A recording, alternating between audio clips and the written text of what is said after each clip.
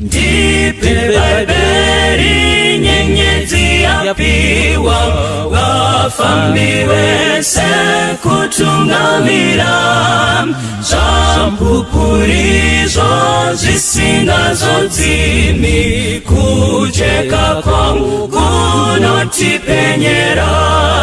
Ndipe Babeli masoko machene dinotewera kujeka paro zikomezo zitizo mutemo nerudoze seza kumbanamo.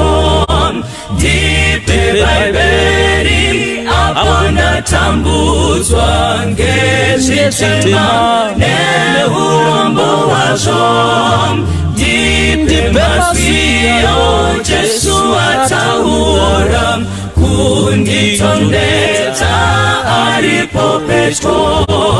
Ndipe Babeli masoko machene dinotewera kujeka paro zikomezo zitizo mutemo nerudoze seza kumbanamo.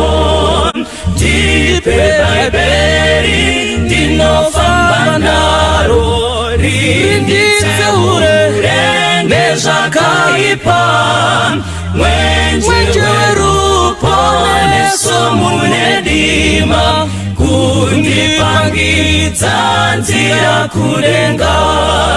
Ndipe Babeli masoko machene dinotewera kujeka paro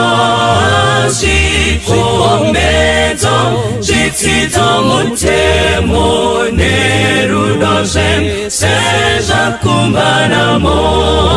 Ndipe Babeli mwenjewe upenyu usingagumine wakanaka rindi atize rujeko wa Jesu rindione sendi kulenga.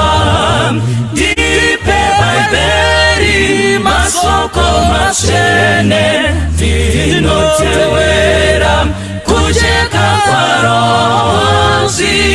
zikomezo zitizo mutemo nerudoze seza kumbanamo. Ndipe Babeli masoko machene dinotewera kujeka paro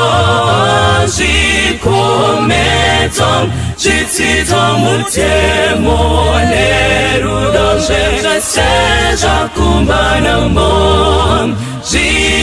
Zikomezo zitizo mutemo nerudoze seza kumbanamo. Zikomezo zitizo mutemo nerudoze seza kumbanamo.